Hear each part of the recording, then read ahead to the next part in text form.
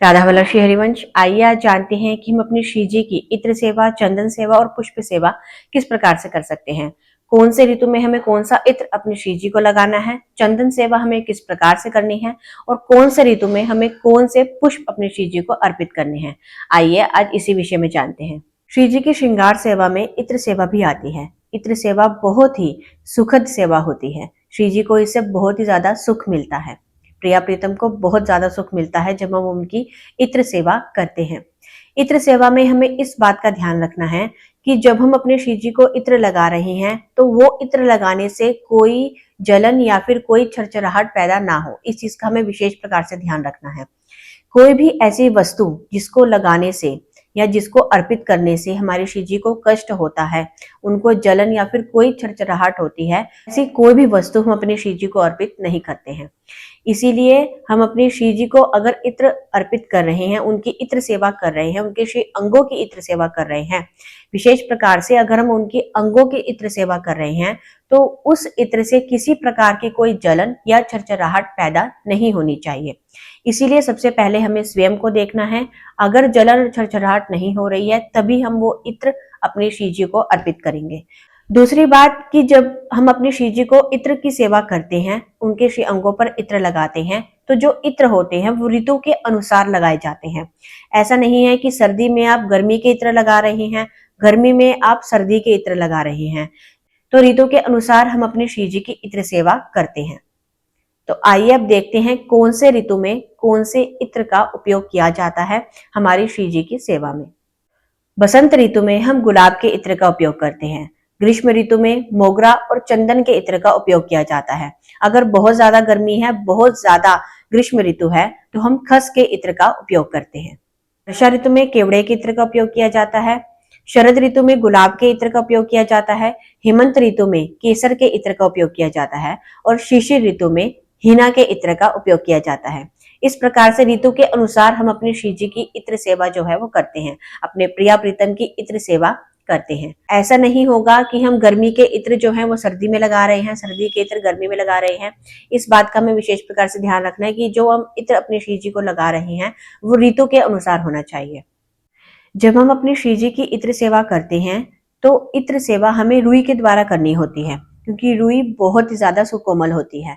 इसीलिए रुई इत्र में डुबाकर उस रुई से हम अपने प्रिया प्रीतम के श्री अंगों पर इत्र की सेवा करते हैं। अगर हमारे पास विग्रह सेवा नहीं है, छवि सेवा है, तो उस रुई को इत्र में डुबोएंगे और उस रुई को ही अपनी छवि के पास रख देंगे, ताकि हल्की हल्की सुगंध फैलती रहे और हमारे प्रिया प्रीतम को सुख की प्राप्ति होती रहे।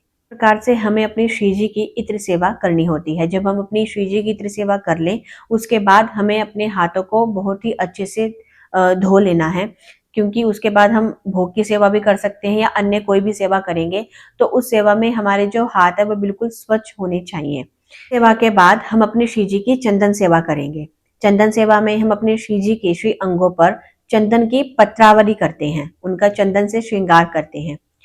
चंदन, अगर सर्दी में हम चंदन का उपयोग कर रहे हैं तो चंदन के अंदर हम थोड़ा सा केसर मिला लेंगे। अगर गर्मी में चंदन का उपयोग कर रहे हैं तो चंदन के अंदर कपूर का मिश्रण कर लेंगे, यानी कि कपूर को मिला लेंगे हम।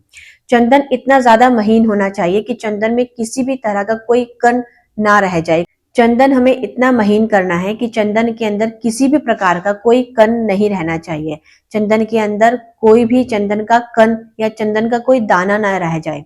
चंदन बहुत ही ज्यादा महीन, बहुत ही ज्यादा कोमल होना चाहिए जब हम अपने श्री जी के श्री अंगों पर चंदन की सेवा करते हैं। महीन चंदन से ही हम अपने श्री जी की, अपने लालजू की और लाडली जू की पत्रावली की रचना करते हैं। अगर हम बहुत ही जल्दबाजी में चंदन को खींचेंगे तो चंदन कहीं ना कहीं मोटा रह जाता है, कहीं ना कहीं उसके दाने रह जाएंगे, कोई कोई कण रह जाएगा। इसीलिए धीरे धीरे हमें चंदन को घिसना है। धीरे धीरे घिसने से ही वो महीन चंदन उत्पन्न होता है। इसीलिए चंदन को बहुत ही धीरे धीरे आराम आराम से चंदन को पीसकर सुकोमल चंदन कर लें। उसके बाद ही अपने लाडली जी और लाडली जी के श्री अंगों पर चंदन की पत्रावली करनी चाहिए।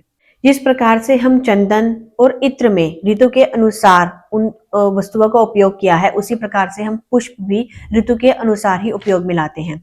अगर सर्दी का मौसम है, बहुत ही ज्यादा सर्दी है या सर्दी का मौसम चल रहा है, तो हम कपड़े से बने हुए जो पुष्प होते हैं उसका उपयोग करते हैं। कपड़े से बने हुए पुष्पों की मालाएं आती हैं, वो मालाएं हम अपने प्रिया प्रीतम को अर्पित करते हैं। अन्य किसी भी ऋतु में हम पुष्प जो असली के जो पुष्प होते हैं वो अपने प्रिया प्रीतम को अर्पित करते हैं। पुष्प जब हम अपने प्रिया प्रीतम को अर्पित करें उसके पहले साफ कपड़े से हमें उस पुष्पों को अच्छे से मतलब आराम आराम से धीरे धीरे से उन पुष्पों को हमें पोंछ लेना चाहिए, ताकि पुष्प की जो जल है या पुष्पों में जो नमी है वो निकल जाए और पुष्प जो है वो बिल्कुल स्वच्छ हो जाए। उसके बाद ही हमें उन पुष्पों की मालाओं को या फिर पुष्पों को अपने प्रिया प्रीतम को अर्पित करना चाहिए। जब हम अपने प्रिया प्रीतम का पूरा श्रृंगार कर देते हैं, हमारे प्रिया प्रीतम बहुत ही सुंदर लग रहे होते हैं, पूरा श्रृंगार उनका हो जाता है, उसके बाद उनको दर्पण अवश्य ही दिखाना चाहिए। दर्पण में हमें ऐसी भावना करनी चाहिए कि हमारे प्रिया प्रीतम जो हैं वो दर्पण में अपने श्रृंगार का दर्शन कर रहे हैं, अपनी शोभा का दर्शन कर रहे हैं। तो जब हम अपने प्रिया प्रीतम का श्रृंगार कर दें उसके बाद हमें उनको दर्पण अवश्य दिखाना चाहिए, ताकि वो उस दर्पण में अपने श्रृंगार को देख सके, प्रियालाल एक दूसरे को देख सके और निहार सके। तो इस प्रकार से जब हम अपने श्री जी की, अपने लाडले लाल की इत्र सेवा, चंदन सेवा और पुष्प सेवा करते हैं तो हमें इन बातों का विशेष प्रकार से ध्यान रखना चाहिए। राधा वल्लभ श्री हरिवंश।